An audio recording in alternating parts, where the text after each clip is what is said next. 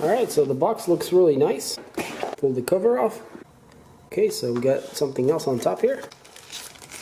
And there is our bulbs. Wow, that's a nice presentation. So we can see the two different types of bulbs.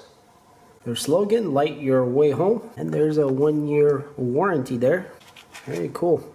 Alright, so yeah, this is what it looks like. It appears that they have some kind of external driver, which is a very nice high quality build. It's all metal, aluminum, I guess. And you guys can see the fans there. And the bulbs themselves look really high quality, so yeah, pretty cool. And also, guys, the mounts are adjustable. There's a little Allen set screw in there where you can spin the whole thing if you need to, you know, change your orientation of this bulb itself where it shines. So it does have a fan, looks like. Hopefully they're good quality and they'll last a long time. But yeah, it's pretty simple. This goes into the bulb, and then this plugs into the car where the original bulb plugged in. And yeah, overall, guys, I'm pretty impressed with how small they are, considering they are LED and they should be very bright. So I'm also kind of curious what's in this bag. Looks like documentation. Maybe not. It looks like stickers. Okay, so this is double-sided tape to stick these guys on into the headlight somewhere. Zip ties looks like also. Looks like replacements because that's on these kind here. There's 2 each.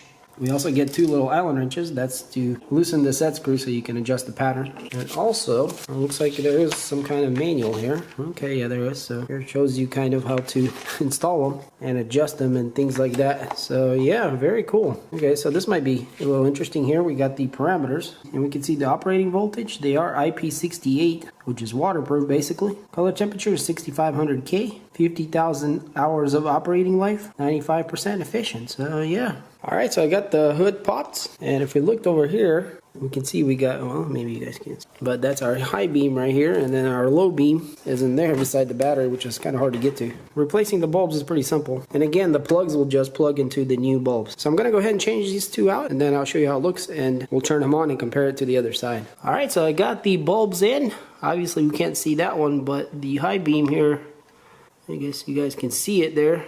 Now, the only issue is it looks like orientated the wrong way. It's pointing up and down kind of like on a plane, which I'm not sure, because if we look at it, you can see the yellow there. So that's the bulb itself.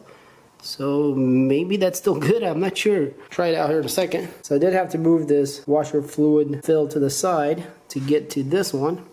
You guys can see it there. That's the high beam.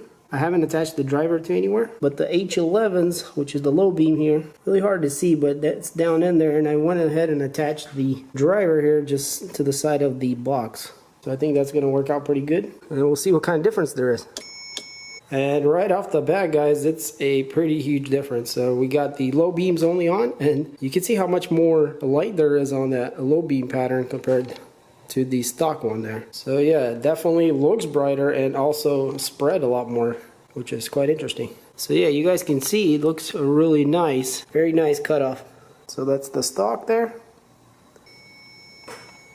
Oh yeah. So the high beam added a whole nice chunk there, but yeah, the camera is actually getting darker because there's so much light in here. It's trying to compensate. But yeah, you guys can see here hopefully pretty well. That's a huge difference. And it might not seem like that, but there's definitely a lot more light coming out of these LEDs. As you can see, this thing is blinding, literally blinding.